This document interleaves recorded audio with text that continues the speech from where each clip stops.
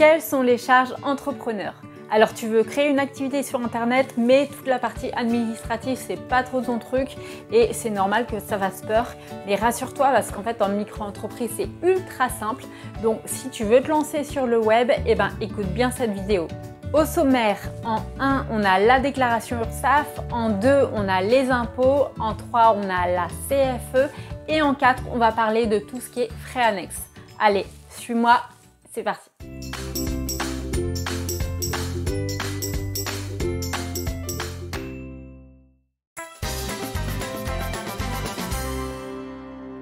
La déclaration URSSAF, c'est l'ensemble de toutes les cotisations sociales en fait que tu payes. Donc tu cotises notamment à la maladie, à la maternité, à la retraite. Alors à la retraite, attention parce qu'il faut vraiment que tu valides des trimestres en fonction de ton chiffre d'affaires. Donc tu peux très bien valider 1, 2, 3 ou 4 trimestres en fonction de ce que tu fais comme chiffre. Tu ne cotises pas pour le chômage, donc attention à ça, si jamais tu as des petites baisses d'activité, tu as intérêt à assurer tes arrières. Donc c'est une petite déclaration à faire tous les mois ou tous les 3 mois en fonction de l'option que tu as choisie. Et c'est ultra rapide, ça prend 5 minutes. Je te montre d'ailleurs tout de suite comment ça marche. Donc, on se retrouve sur le site de l'URSSAF. Donc là, je suis sur mon compte. Donc, tous les mois, va falloir en fait aller là, déclarer et payer mes échéances en cours. Donc, moi, je ne l'ai pas fait. Donc, il y a le petit 1 qui apparaît. Donc, on clique ici. Hop, voilà, la déclaration. On clique là. Et puis, alors voilà, moi, j'avais fait une simulation parce que je ne vais pas te mettre mes vrais chiffres. Donc voilà, tu vois, en fait, tu as 3 possibilités en fonction de la nature en fait de ton activité. Donc moi, je suis dans les prestations de services. Donc voilà, j'avais mis un chiffre d'affaires de 2000 € et à ce moment-là, tu as juste à valider. Donc le chiffre d'affaires, c'est vraiment ce que tu as encaissé en fait dans le mois donc à déclarer. Donc tu as juste à cliquer sur suivant et là, tu vois, on te calcule directement combien tu dois. Donc voilà, 422 € pour 2000 € de chiffre d'affaires. Donc bon, ça fait une petite somme quand même. Et en fait, tu vois, tu as un pourcentage qui est attribué en fonction de la nature de ton activité. Donc moi, tu vois, je suis là en fait. Voilà, c'est pareil quoi, BNC ou BIC pour les prestations de services.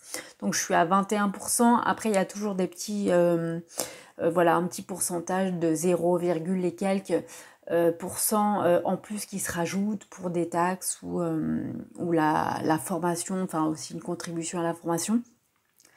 Donc voilà, tu vois, un petit montant.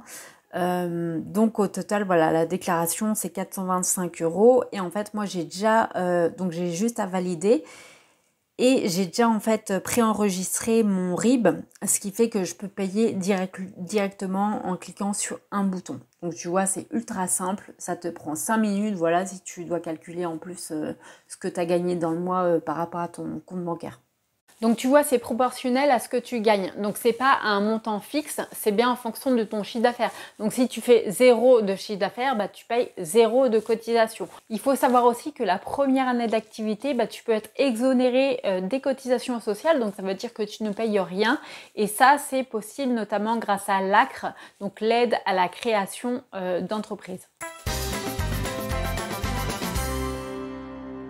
Ensuite, les impôts, c'est les impôts sur le revenu, tout simplement. Donc, il faut savoir que ça peut prendre 2 formes différentes. Soit, en gros, tu payes tes impôts comme en tant que salarié.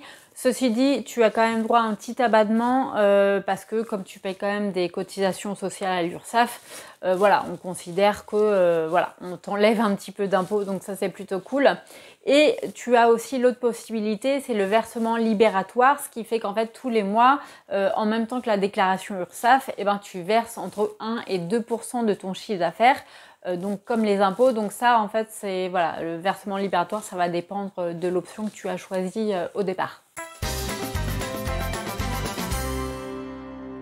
Ensuite, la CFE, donc c'est la cotisation foncière des entreprises. Donc c'est un peu l'équivalent de la taxe foncière si tu es propriétaire.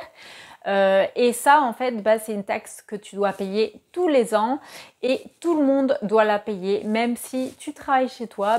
On considère que tu as une entreprise, donc tu dois payer. Donc le montant, il est calculé en fonction de ton chiffre d'affaires de l'année N-2 et aussi en fonction de ta région, ton département. Donc voilà, en général, voilà, ça varie entre, je dirais, 250 et ça peut aller jusqu'à plusieurs milliers d'euros. Donc moi, pour te donner un ordre d'idée, en tant que rédactrice web, donc je travaille à la maison, je dois payer 300 et quelques euros à l'année. Après, j'ai choisi en fait de faire plusieurs mensualités donc, et de payer par mois, donc c'est 30 euros par mois. Après, sache que si la première année, tu fais moins de 5000 euros de chiffre d'affaires, tu peux être exonéré. Donc bon, voilà, c'est toujours bon à prendre. Donc tu dois faire la déclaration au mois de novembre et tu dois la payer. Donc si tu as choisi une fois dans l'année, hein, ça va être vers le 15 décembre. Et donc ça se passe sur impôt.gouv.fr. Pour ce qui est des frais annexes, alors déjà on va commencer par les bonnes nouvelles. Déjà quand tu lances ton activité sur internet, donc ta micro-entreprise, tu n'as pas de frais d'inscription, donc ça c'est plutôt pas mal. Ensuite, tu n'as pas de TVA à payer tant que tu restes micro-entrepreneur. Après voilà, il faut pas dépasser un certain plafond, mais bon franchement il y a de la marge. Ensuite, t'es pas obligé d'avoir un comptable parce que finalement, c'est ultra simple.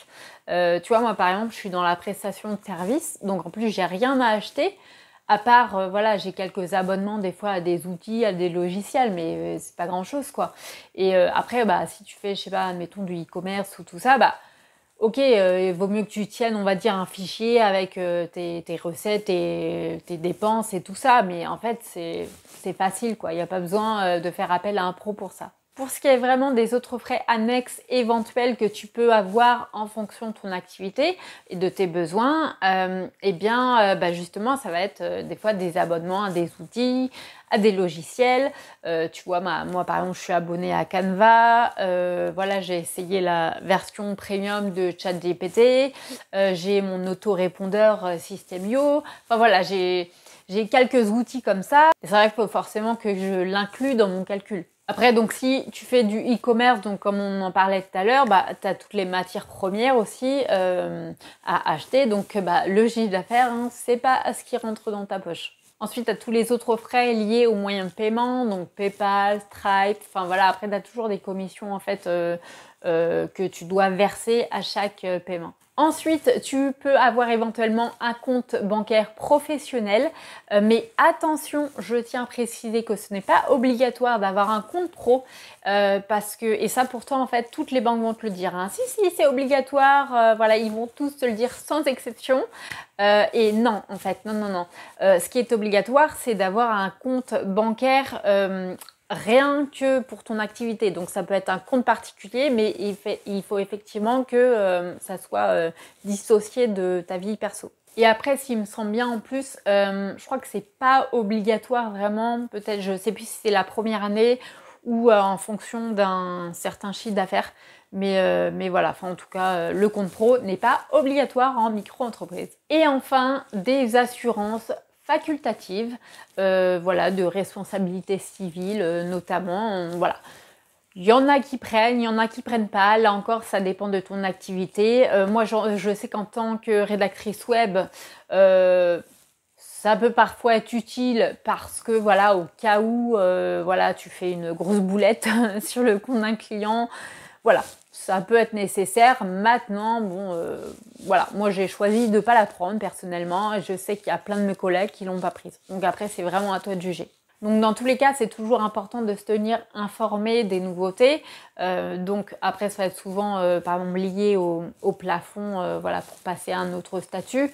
Mais enfin voilà, après tout est expliqué dans la loi finance, si jamais ça t'intéresse. Donc voilà, finalement, tu vois, c'est vraiment les trois principales charges que tu as en tant que micro-entrepreneur. Donc l'URSSAF, les impôts, la CFE, et après ça va être des petits frais annexes.